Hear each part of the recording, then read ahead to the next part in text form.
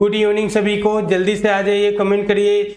आ गई है आपकी क्लास, इंतजार खत्म हुआ। अब हम लोग आगे पढ़ेंगे नया टॉपिक। तो सभी लोगों को पहले तो बहुत प्यारा प्यारा गुड इवनिंग। कैसे हैं आप लोग? जल्दी से कमेंट करके बताइए। यदि कोई क्वेश्चन हो तो अभी बता देंगे, फिर उसके बाद अंतिम में बताया जाएगा, ठीक है ना। क्वेश्चन जो भी है आप बता सकते हैं, या तो अंतिम में आप क्वेश्चन पूछेंगे।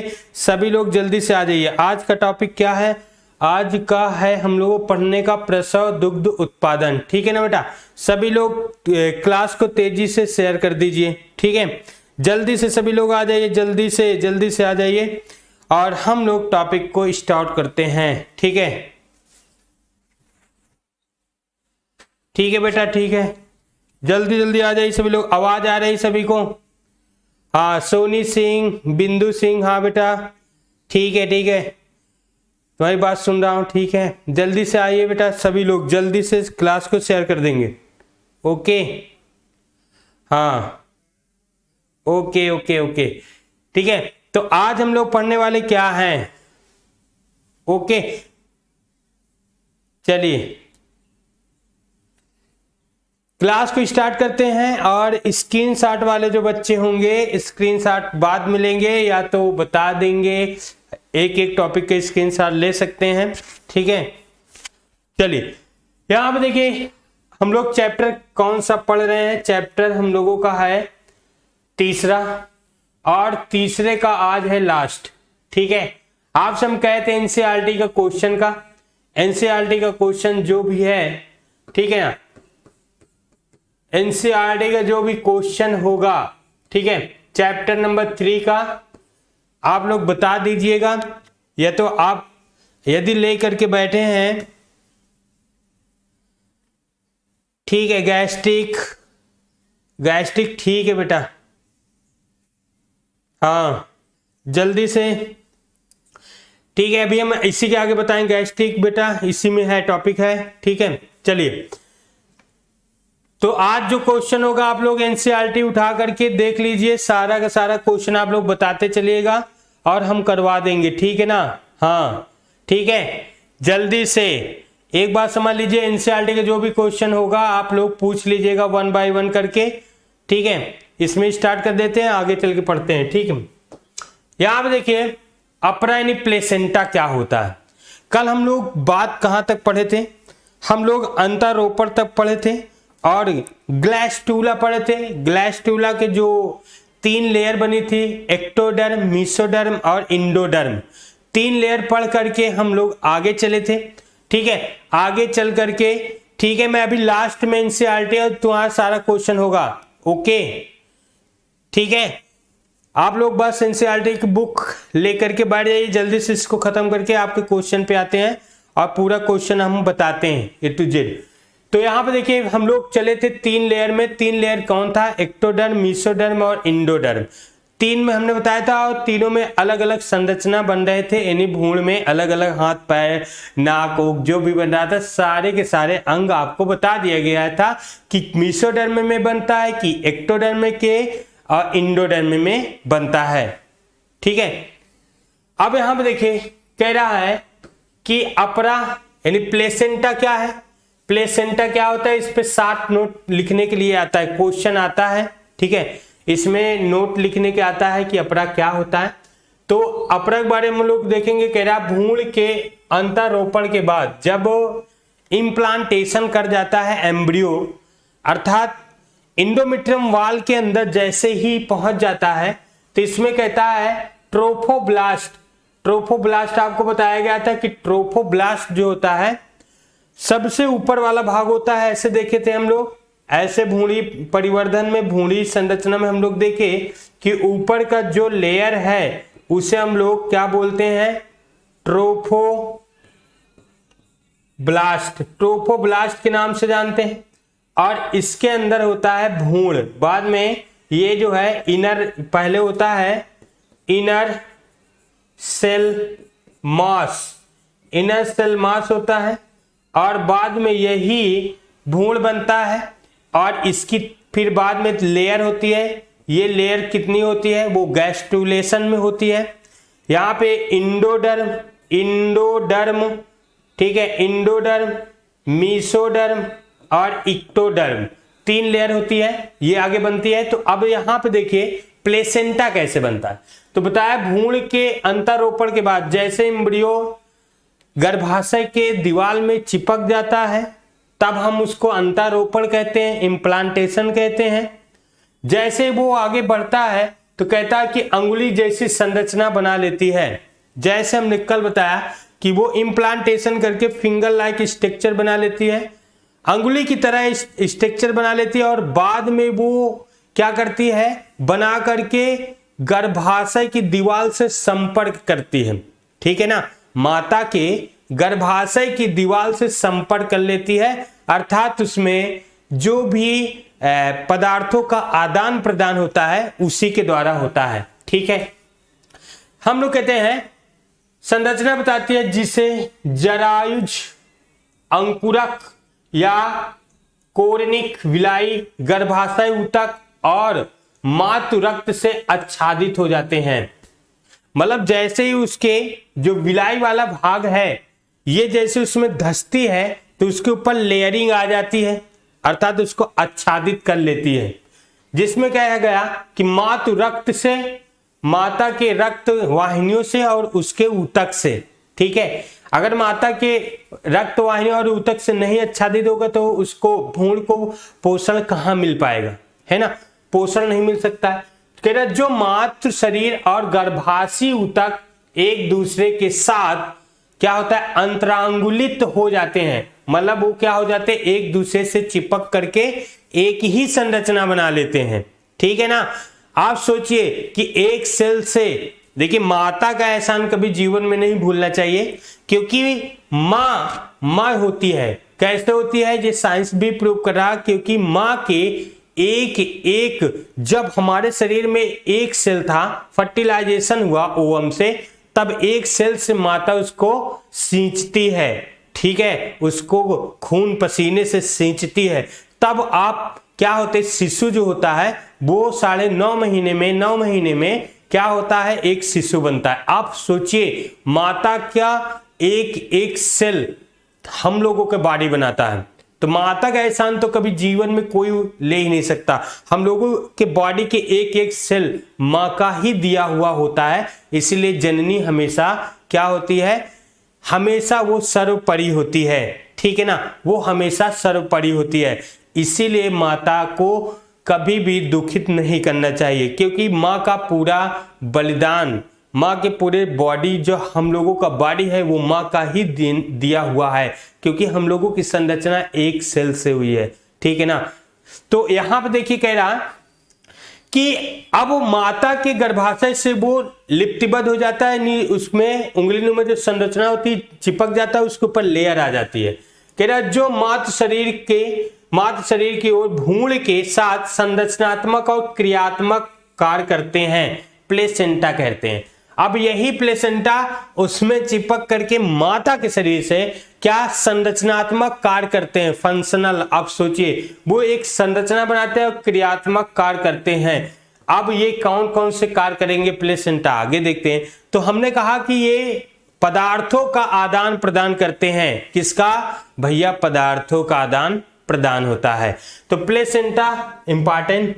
और इसमें देखिए डेवलपिंग ऑफ प्लेसेंटा, देखो इसमें देखा बताया गया मायोमेट्रियम की वाल है ये वाली, ठीक है, और ये कोरिन है, ये एम्ब्रियो है, भ्रूण है, और इसमें अलग अलग 3 लेयर एक्टोडर्म, मीसोडर्म और इंडोडर्म होती है। बाद में यही अलग अलग अंगों का निर्माण कर देती है। ठीक है ना, ये इसके अंदर भ्रूण होता है। ठीक, चलिए अब कह रहा नोट, अपरा का फंक्शन पूछा जाता है रे भैया, अपरा का कार्य क्या होता है।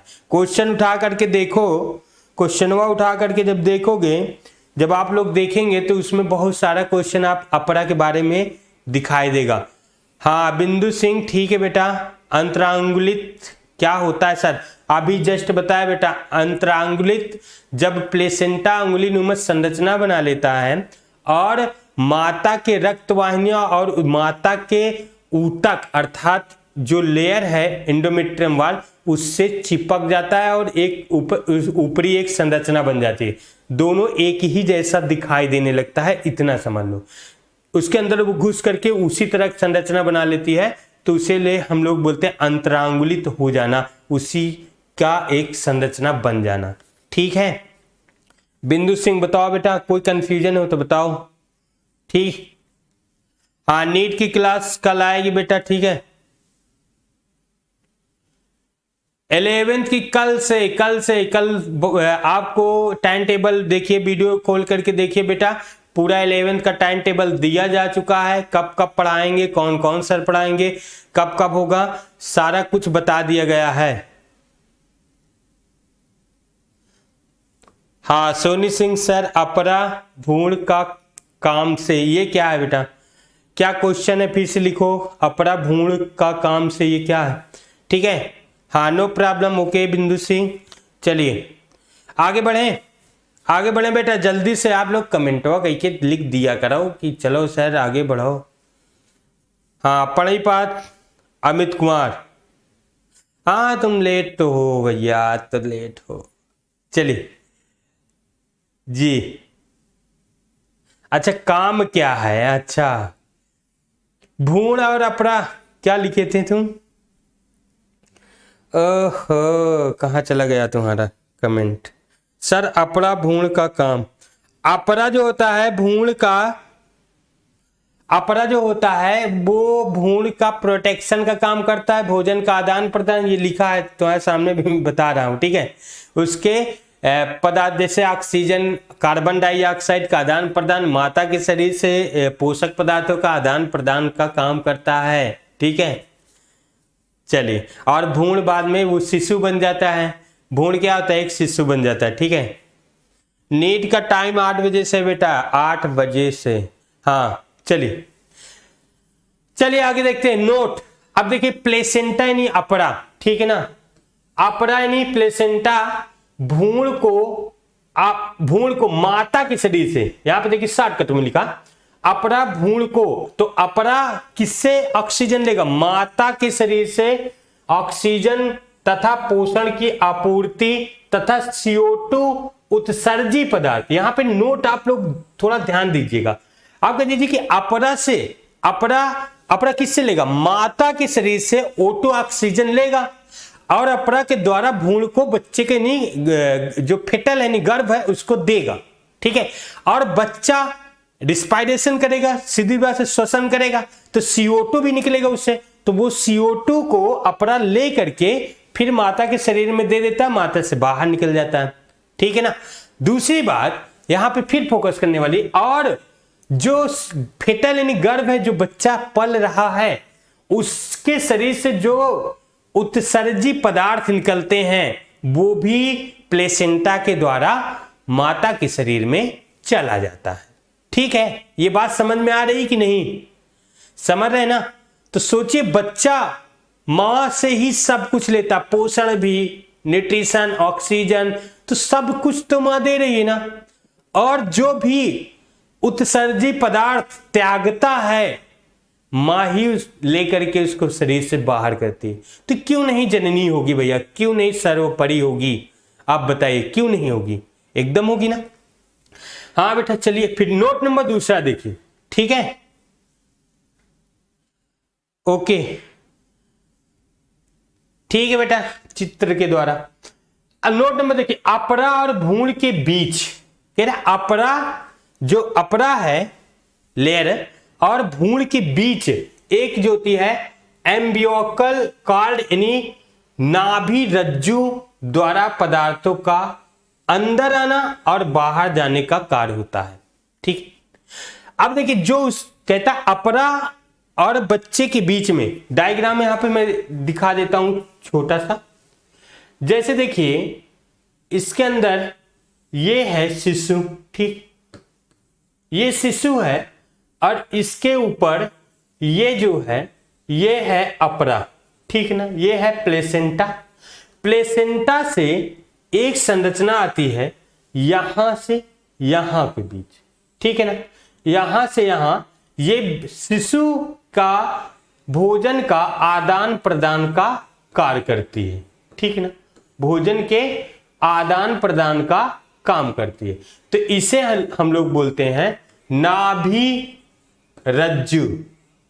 ठीक है, नाभि रज्जु के नाम से जानते हैं, जो बीच में होता है। और ये है आपका प्लेसेंटा यानी अपरा। ओके, चलिए ठीक है ना। अब आई तो कहता है कि जो नाभि रज्जु है, नाभि रज्जु क्या करता है? पदार्थों का आदान प्रदान करता है माता और बच्चों के बीच में। ठीक, नोट नंबर फिर अगला देखिए, अपरा के अंतःस्रावी ऊतकों से, किसके? अपरा के, जो अपरा यानी प्लेसेंटा बना हुआ है उसका पूरा फंक्शन है। ठीक है ना, उसका क्या कार्य है? तो कह रहा अंतःस्रावी इंडोक्राइन ग्लैंड, अंतःस्रावी ग्रंथि। ग्रंथि दो प्रकार की होती है। कौन कौन सी? एक होती है बाह्यस्रावी, एक होता है अंतःस्रावी। ठीक है, और एक होती है मिश्रित। अगर हम ग्रंथि की बात करें, ग्रंथि क्या है? तो सिंपल बात हम लोग जानते हैं, जब कोई कोशिका या कोशिकाओं का समूह, ऊतक या तो विशेष कोई अंग, कोई रासायनिक पदार्थ बनाए और शरीर में उसे छोड़ती रहे, तब उस सेलों के समूह या पर्टिकुलर अंग या सेल को हम लोग कहते हैं ग्लैंड यानी ग्रंथि। अब हमारे बॉडी में तीन प्रकार की ग्रंथि है। एक तो बाह्यस्रावी, एक अंतःस्रावी। बाह्यस्रावी क्या होती है? बाह्यस्रावी ऐसे सेलों का समूह या ग्रंथि या अंग जो रासायनिक पदार्थ बनाए और उसे एक डक्ट यानी नलिका के द्वारा छोड़ दे। ठीक है, नलिका के द्वारा छोड़ दे तो उसे हम लोग कहते हैं बाह्यस्रावी। अंतःस्रावी जो नलिका विहीन होती। कैसे? देखिए, ये मान लो सभी सेल है। ठीक है, ये सभी सेल है और इन सेलों के बीच में ये रासायनिक पदार्थ बनाती, छोड़ती, ये भी छोड़ती है, और एक डक्ट यानी नलिका लगी हो और ये आकर के ये रासायनिक पदार्थ बनाए और यहाँ पे डक्ट पे आकर के रासायनिक पदार्थ गिरे तो उसे हम कहेंगे बाह्यस्रावी ग्रंथि। जैसे स्लाइवा।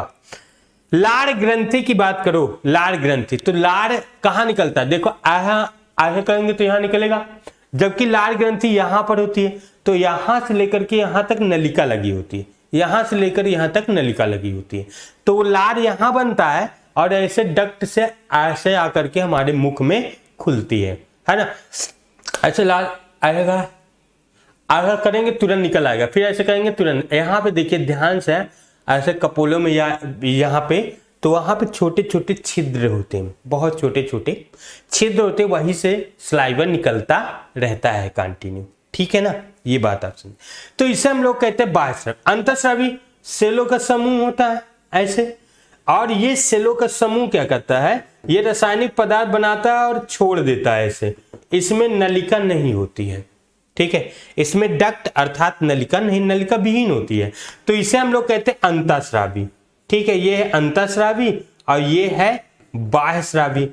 एक जो ग्लैंड होती है पैंक्रियाज, अग्नाशय, वो दोनों होती है, उसमें दोनों प्रकार की ग्रंथि होती है, अंतःस्रावी भी और बाह्यस्रावी। तो हम लोग उसको मिश्रित ग्रंथि के नाम से जानते हैं। ठीक है ना, तो ग्रंथि यहाँ पे क्लियर हो गया। जल्दी से बताओ बेटा, सभी लोग बताओ। हाँ, अशोक कुमार, ठीक है बेटा। आरती पांडे, क्या कर रहे तुम? जल्दी से बताओ बेटा, जल्दी से। क्लियर ना? सोनी सिंह, हाँ जी जी जी जी, ठीक है, ओके। तो क्लियर होना चाहिए कि ग्रंथि क्या है। जब हम लोग ग्रंथि फिर से पढ़ेंगे, 11th में है तो फिर उसकी बात होगी। ठीक है, चलें आगे बढ़ें। हर्ष मिश्रा, फिर समझाओ, थोड़ा सा वीडियो पीछे कर लो और फिर से समझ लो, क्या दिक्कत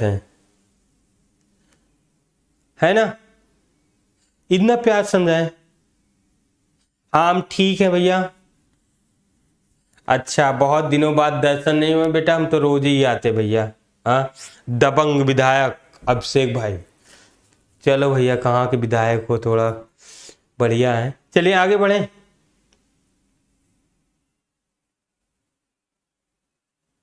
अच्छा तुम ले लो नॉलेज वॉलेज ले लो भैया, नॉलेज वॉलेज जरूर जरूरी है।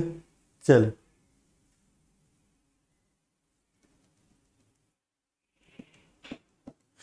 आगे देखिए यहाँ पे, अब कह रहे अपरा, यहाँ पे अपरा यानी प्लेसेंटा के अंतःस्रावी ऊतक यानी टिश्यू से एच, यहाँ पे देखिए HCG, ठीक है, ह्यूमन कोरियोनिक ग्लैंडोट्रोपिक हार्मोन्स निकलता है, या HPC human placental lactogen hormones निकलता है, या एस्ट्रोजन निकलता है, या प्रोजेस्टेरॉन आदि का निर्माण करता है।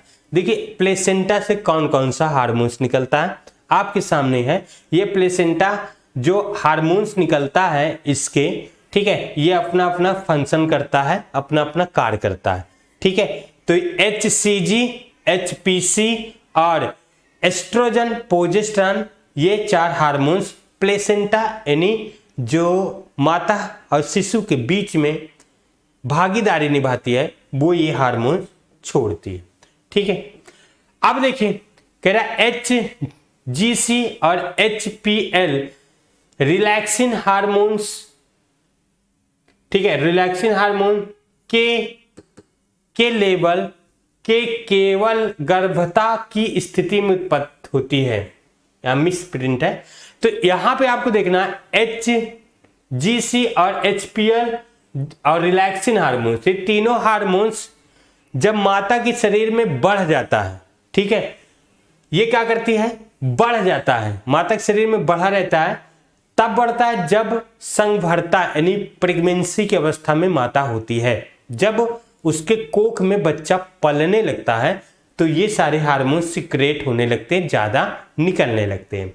नोट दूसरा, एस्ट्रोजन, प्रोजेस्टेरॉन और कॉर्टिसोल और प्रोलैक्टिन और थायरॉक्सिन आदि हार्मोन्स, ठीक है ना, ये क्या करता है, माता के यानी संभरता यानी प्रेगनेंसी, जब बच्चा पलने लगता है तो ये सारे हार्मोन्स रक्त में, किसमें, ब्लड में अधिक हो जाता है, ठीक है ना।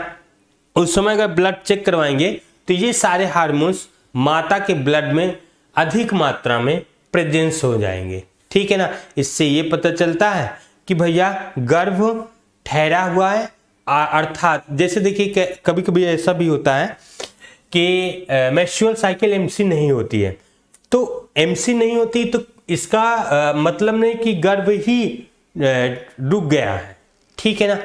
कभी कभी किसी स्त्रियों में 1 महीने के बाद 2 महीने तक नहीं होता, 2-3 महीने ऐसा केस आता है कि नहीं होता है, तो उस समय इसमें वो ये नहीं होता कि वो गर्भ में ही फेटल यानी शिशु के कोख में पल रहा है, तब उस समय इसको देखा जाता है क्या ये हार्मोन सिक्रेट हो रहे हैं, बढ़ रहे हैं, तब पता चल जाता है कि वो प्रेगनेंसी की अवस्था में है या नहीं है, ठीक है।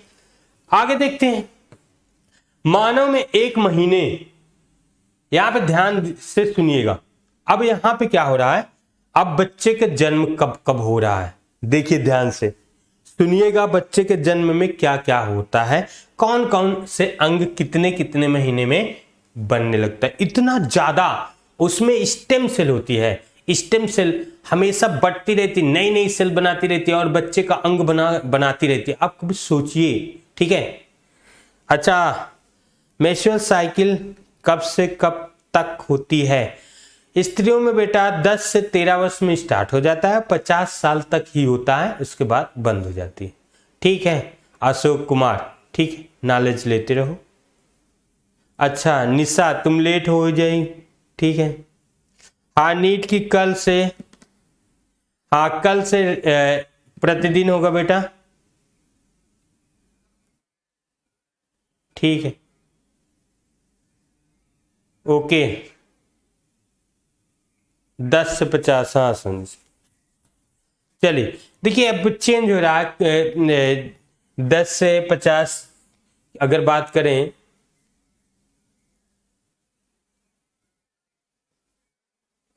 तो यहाँ पे देखिए कि अब खान पान की बात है, सोसाइटी की बात है, खान पान की बात से जो है अब ज़्यादा समय कम ही लगता है। ठीक है, तो आगे चलते हैं। मानव में अब हम लोग पढ़ेंगे कि कैसे कैसे बच्चे का जन्म होता है, कितने कितने दिन में होता है, ये नॉलेज जरूरी है आपको। ठीक है ना, कितने महीने में क्या बनता है। यहाँ देखो, मानव में एक महीना कितना, एक महीना 4 सप्ताह। ठीक है ना, ए भैया 4 सप्ताह। ठीक है, महीने हैं बाकी 4।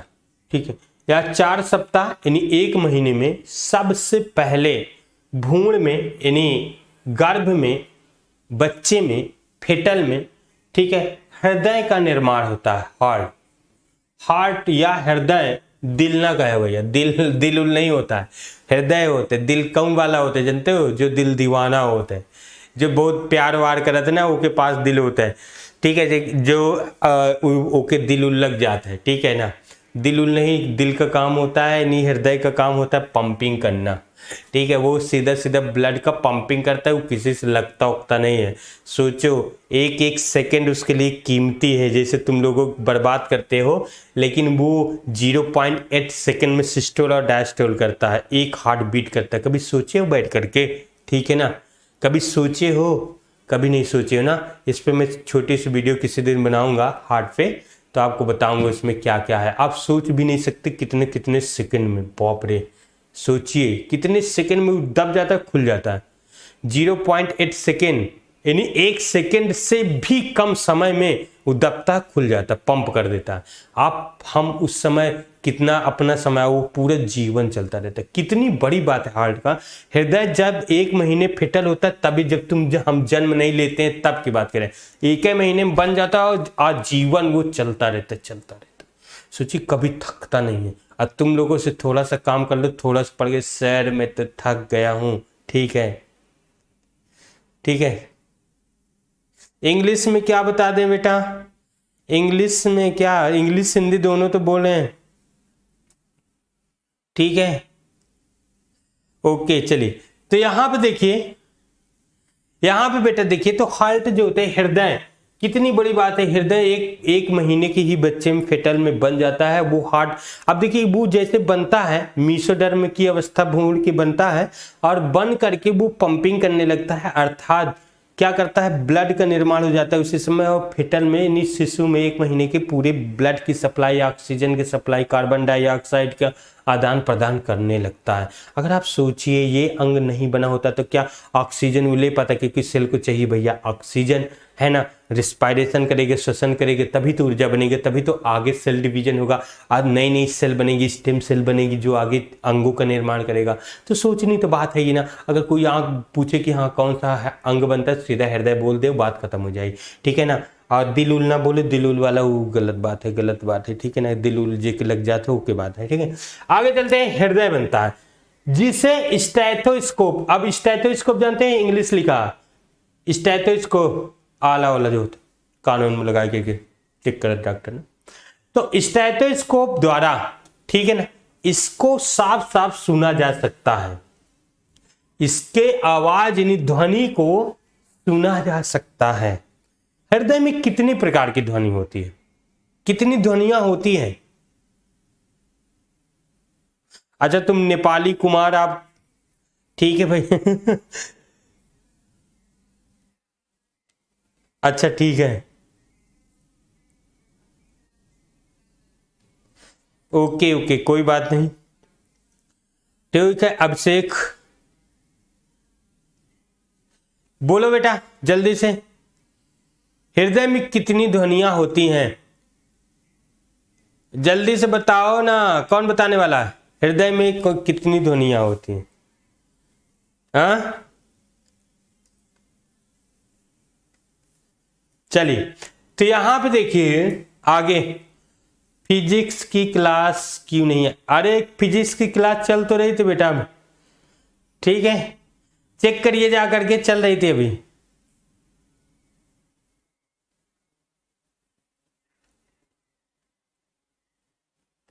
हाँ, 2 हार्ट बीट होती, किसी ने 1 लिखा, किसी ने 2। नहीं नहीं नहीं नहीं नहीं, 2 हार्ट बीट नहीं होती बेटी, 4 हार्ट बीट होती। ठीक है ना, 4 उसमें ध्वनि होती है, समझना। 4 ध्वनियां होती हैं, ठीक है, 4 ध्वनि होती है। कितनी? 4। 2 सुनाई देती, 2 सुनाई नहीं देती है, ठीक है ना। ठीक है, लव और डब, लव और डब 2 ध्वनियां सुनाई देती हैं और 2 ध्वनियां जो होती हैं अल्कोहल के चलने का वो नहीं सुनाई देती हैं, ठीक है ना। 4 होते हैं। Very good Soni Singh. 4 ध्वनि निकलता है हृदय से, ठीक है, 4 चलता रहता है। हाँ, तो यहां पर देखिए स्टेथोस्कोप द्वारा बहुत आराम से सुना जा सकता है। 1 महीने के बच्चे में, नहीं गर्भ में, माता के जो गर्भ में पल रहा है उसको सुना जा सकता है, ठीक है। चलिए आगे। प्रेगनेंसी सर्गभरता के दूसरे माह के अंत तक, दूसरे माह के अंत तक, सोचिए दूसरे महीने के अंत तक की बात कर रहा है। दूसरे महीने में क्या होता है? तो दूसरे माह के अंत तक पैर यानी पाद यानी पैर और उंगलियां बन जाती हैं, ठीक है। अभी विकसित नहीं है लेकिन पैरों की छोटी छोटी उंगलियां, ठीक है, और पैर बनने लगते हैं। भ्रूण में एकदम स्पष्ट दिखाई देता है, ठीक है ना, समझ रहे ना। तो छोटे छोटे 2 माह के अंतिम तक, 2 माह के अंतिम कब होगा अब जानते हैं, है ना। 2 माह के अंतिम तक ये सब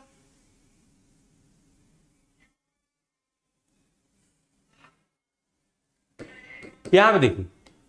फिर अगला देखिए 12वें सप्ताह यहां पे होना चाहिए। 12वें सप्ताह या पहली तिमाही, 3 3 6 3 9, 3 पहली तिमाही, दूसरी तिमाही, तीसरी तिमाही, है ना।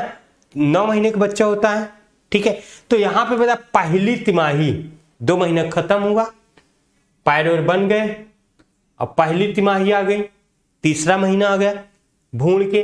तो पहली तिमाही तक लगभग सभी अंग बन जाते हैं, ठीक है। सभी अंग लगभग पहली तिमाही तक, 3 महीने के अंत तक, मतलब पहली तिमाही तक बन जाता है, एकदम सारे अंग बन जाएगा, ठीक है ना। ऐसे एम्ब्रियो में देखा गया, ठीक है। अगला देखिए 5वें माह के समय। हाँ ठीक है अजीत, सुनाएंगे बेटा, एकदम सुनाएंगे और भयंकर सुनाएंगे, ठीक है ना। कल से आएंगे तो पहले ये तो सुना देंगे और तब स्टार्ट करेंगे क्लास। पहले रहना, ठीक है, छोटी से सुना करके ठीक है, तुम्हारी भी ख्वाहिश पूरी होगी, कोई बात नहीं बच्चा, ओके।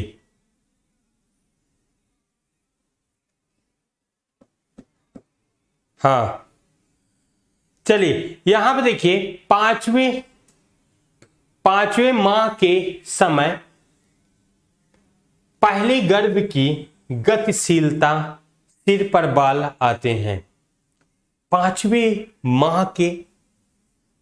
माह के समय बच्चा पहले बना रहता है, उसका शरीर उरीर बन जाता, वो चुपचाप ऐसे शांत रहता, समझ रहे ना। जैसे हम लोग हिलते डोलते हैं कुछ नहीं, उसमें श्वसन चलता रहता है, ठीक है, ठीक। उसके बाद हार्ट बीट भी चलती रहती, ब्लड घूमता रहता है, उत्सर्जन होता रहता है। लेकिन 5वें माह में बच्चों में चुलबुलाहट आती है। सोचो, पहले संरचना ऐसे बनी रहेगी, फिर 5वें महीने में बच्चे चुलबुलाएगा ऐसे दुनिया में, अर्थात उसके सभी सेल और ऑर्गन कोऑर्डिनेट हो जाते हैं, समन्वय बना लेते हैं और उनका हाथ पैर चलने लगता है और माँ को पैर मारने लगता है। पता है ना, बच्चा जो है जब फर्स्ट टाइम चुलबुलाहट करता है, चुलबुलाने लगता है, मोमेंट उसमें होने लगता है तो माँ को पैर मारता है, समझ रहे हैं ना। तो सोचिए माँ कितनी जननी है, कितनी परिश्रम करके एक बच्चे को जन्म देती है। एक आज के युग में तो एक बच्चे को जन्म देना मृत्यु के बराबर हो गया, समझ रहे ना, मृत्यु के बराबर हो गया, क्योंकि इतना ज्यादा दवाइयां का उपयोग, इतना ज्यादा पॉल्यूशन है, ठीक है। तो आप सोचिए कि नॉर्मली डिलीवरी तो हो नहीं रही, तो जन्म देना मौत के बराबर है।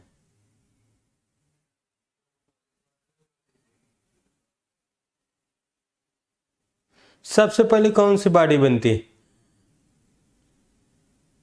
हाँ, कौन सा बॉडी की बात करो? अंग की बात करो, हृदय बनता है। ठीक है बेटा, यहां पर देखिए तो कहता है 5वें माह के गर्भ में पहली बार गतिशीलता आती है, मूवमेंट करता है, सिर पर बाल आने लगते हैं। ठीक है, सिर पर बाल आने लगते हैं। ठीक है, दूसरी तिमाही, पहली तिमाही खत्म हो गया, दूसरी तिमाही में आ गए। दूसरी तिमाही के 24वें सप्ताह में भ्रूण में क्या आता है? पूरे शरीर पर बाल आते हैं, पलके अलग बरौनी आ जाते हैं। आप लोग कुत्ते के बच्चे कभी देखे हैं? कुतिया के जो बच्चे हैं उसको कभी जो है पिल्लों को देखे, छोटे छोटे जब रहते, जब जन्म होता है तो उनकी आंखें क्या होती है? बंद होती है। कौन कौन देखा, बता दो हमको, कौन कौन देखा है? कुतिया जब बच्चे देती है तो उसके पिल्लों को कौन कौन देखा है, कौन कौन खिलाया है? हाँ, जल्दी से बताओ। हाँ, गुड इवनिंग बेटा चांदनी। कौन कौन देखा? कमेंट करके बता नहीं सकते हो यार तुम लोग तो यार बड़े। बताओ बेटा, हम लोग इतना मेहनत करते हैं, तुम लोगों के लिए करते, चिल्लाते हैं कि बताओ बताओ कौन कौन देखा, कौन कौन नहीं देखा है। बैठे रहते एकदम। हाँ, वही हिसाब है। कौन से हिसाब? बीन बजाओ और बैठ करके खाना खाओ तुम लोग। हाँ, तो देखे ना, अगर आप लोग देखे हैं, अगर आप देखेंगे तभी तो मैं बोलूंगा तो आपको समझ में आएगा। आप नहीं देखे हो, नहीं देखे हैं, मैं सोचता हूँ ना इसे, जो नई दुनिया में जी रहे हो ना, नई दुनिया में जो जी रहे ना, किसी दिन बच्चे को ये बताना पड़ेगा कि कुआं क्या होता है, तो कहते कुआं होता है तो बच्चा कहे कुआं, व्हाट इज कुआं, ये क्या है? ठीक है ना, ये ऐसे पूछेगा कुआं क्या है। जब कहेंगे कुआं क्या है तो कहेंगे भैया लाओ फावड़ा वाला थोड़ा खोदी और बताई इनका। ठीक है ना, तो ऐसे समझ में आई आने वाली पीढ़ी में, तो जानना जरूरी है ना। जब हम देखो अब पिल्ले को देखते हैं ना, ध्यान से सुनना यहाँ पे जो क्वेश्चन, दूसरी तिमाही 24 सप्ताह में पूरे शरीर पर 12 पलकें अलग हो जाती है। देखो कुत्ते में क्या होता है, उनकी पलक दोनों जुड़ी होती है लेयर से। ठीक है, जब उनके बच्चे को देखो ना वो जुड़ी होती है, फिर उसके बाद 2-4 दिन 10 दिन बाद चूं से ऐसे खुलती है ना, फिर बाद में खुलती है। ठीक है ना, और हम लोगों में क्या होता है कि हम लोगों के यानी दूसरी तिमाही 24 सप्ताह में ही क्या होती थी, ये पलकें दोनों अलग अलग है, ये खुल जाती है, और बिचुओं में और देखिए फिर बरौनी आ जाती। क्या आती है? बरौनियां आ जाती है। ठीक है, ठीक है, कुआं से पानी पियो। अब देखिए 9वें माह तक, अंत तक भ्रूण एकदम विकसित हो जाता है, यानी प्रसव के लिए तैयार होता है, यानी जन्म लेने के लिए तैयार हो जाता है। तो देखिए जन्म लेने के लिए कैसे प्रसव, अब जन्म लेने के लिए यदि वो तैयार हो चुका है तो प्रसव होगा, है ना। क्या होगा भैया? प्रसव। तो कह रहा मानव, अब प्रसव क्या है? ठीक है ना, पेट्रुडेशन।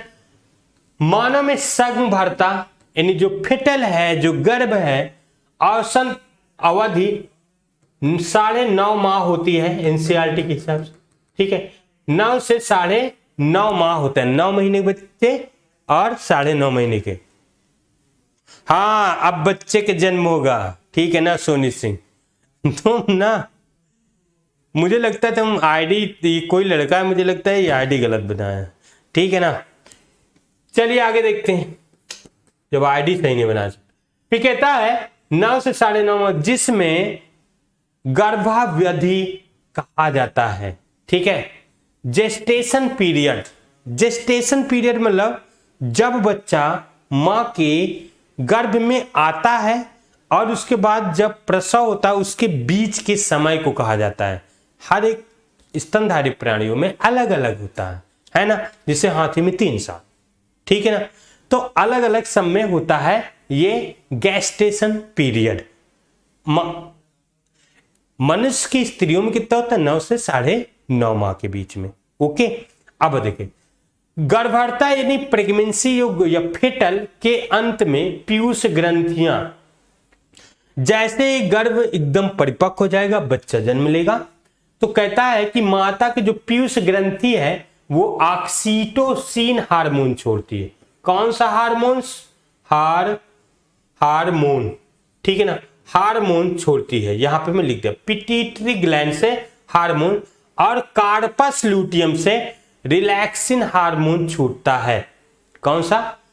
ऑक्सीटोसिन और रिलैक्सिन हार्मोन, दो हार्मोन्स को याद रखेंगे। कौन सा? ऑक्सीटोसिन और दूसरा रिलैक्सिन हार्मोन छूटता है के स्रावित होने से गर्भाशय संकुचन करने लगता है। जब ये छूटने लगता है तो गर्भाशय क्या होता है? संकुचित करने लगता है, ठीक है। अब बच्चा आगे की ओर, वो गर्भाशय संकुचन करके बच्चा को आगे की ओर प्रेस करता है, ठीक है। आगे की ओर क्या करता है? प्रेस करता है बाहर निकलने के लिए, तभी बच्चे का जन्म हो जाता है।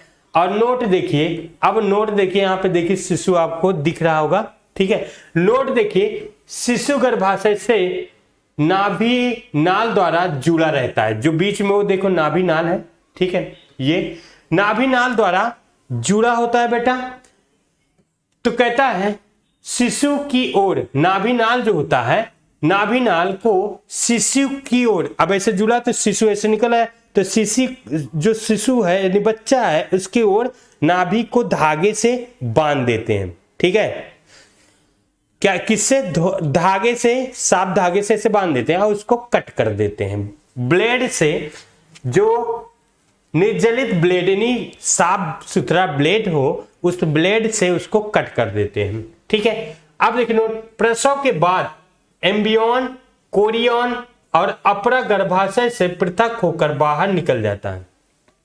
जैसे आप किसी गाय भैंस को देखे होंगे, जब बच्चे का जन्म होता है तो बच्चा निकल आता है, फिर उसके बाद उसके गर्भाशय से लेयरिंग जो पन्नी होती है वो भी निकलती है। तो इसी प्रकार माता के भी शरीर से होता है। तो बाद में बच्चे के जन्म के बाद क्या होता है बेटा? एम्ब्रियोनिक अपरा, जो उसके अंदर अपरा होता है, ये सारे अपरा, ये प्लेसेंटा, ये सब बाहर निकल आता है। और ताकि ये बाहर, अब बच्चे जन्म ले लिए, ये तो निकल गया, अब ये तो निकल गया ना, तो ये भी कट कट के ब्लड के माध्यम से निकल जाता है, ताकि फिर से मेंस्ट्रुअल साइकिल स्टार्ट हो, ठीक है ना। फिर से एमसी स्टार्ट होती है, अर्थात फिर से एक नए बच्चे को जन्म देने के लिए यूट्रस फिर से तैयार हो जाती है, ठीक है ना। आगे देखिए, ओके। अब देखिए दुग्ध श्रावण, लैक्टोसन, दुग्ध श्रावण। अब माता के शरीर से आप किसी भी गाय भैंस को भी कंपेयर कर सकते हैं। तो माता के शरीर से तभी उसके बाद जैसे बच्चे का जन्म होता है वैसे तुरंत जो है दुग्ध का श्रावण होने लगता है। हाँ, रिलैक्सिन हार्मोन्स बच्चे को घुमाता है और उसको जन्म देने में सहायता करता है। प्रेगनेंसी के समय पीयूष ग्रंथि जैसे ही गर्भ ठहर जाता है माता के शरीर में, तभी से अंडाशय और अपरा से स्रावित हार्मोन्स स्तन ग्रंथियों में बदलाव लाती है। जैसे प्रेगनेंसी की अवस्था होती है, स्तन ग्रंथियां में बदलाव आने लगता है, ठीक है ना। स्तन ग्रंथियों में बदलाव चालू हो जाता है। जैसे गाय भैंस में देख सकते हैं कि उसकी स्तन की साइज बढ़ने लगता है, ठीक है ना। तो बदलाव चालू हो जाता है और प्रसव के बाद स्तन दुग्ध स्रावित करता है। इसे ही हम लोग दुग्ध श्रावण कहते हैं। नोट देखिए, ऑक्सीटोसिन हार्मोन्स दुग्ध श्रावण का कार्य करता है। कौन सा हार्मोन? ऑक्सीटोसिन हार्मोन्स दुग्ध श्रावण का कार्य करता है। नोट, दुग्ध श्रावण का पहला निकला हुआ दूध खीस होता है, जिसे हम लोग क्या कहते हैं? कोलेस्ट्राम के नाम से जानते हैं। इसमें एंटीबॉडीज प्रोटीन पाई जाती है। आप लोग जानते हैं, जो माँ का पहला हल्का पीला गाढ़ा दूध होता है उसे कोलेस्ट्राम कहा जाता है। इसीलिए सरकार ने बहुत मुहिम छेड़ रखा है कि भैया बच्चे को स्तनपान कराना चाहिए, है ना। ये बात है कि नहीं? क्यों भाई, ये बात है कि नहीं है? जल्दी से बताइए, ये बात है कि नहीं? मुहिम छेड़ा जाता है कि बच्चे को स्तनपान कराना चाहिए, ठीक है। होता है कि नहीं? बच्चे को 2 महीने 3 महीने तक माँ का दूध ही चाहिए ताकि वो सारी बीमारियों से लड़ सके, क्योंकि उस कोलेस्ट्रॉल में एंटीबॉडीज प्रोटीन पाई जाती है। जो इंसान आज वैक्सीन लगा रहा है, एंटीबॉडी सी प्रोटीन लगा रहा है, तो वो कैसे लगाएगा एंटीबॉडीज? या तो डेड वायरस लगवाता है। तो माँ की शरीर ऐसा होता है, दूध ऐसा होता है जो पहले से ही आपको आने वाली बीमारियों से लड़ने में सक्षम बनाती है। ठीक है, चलिए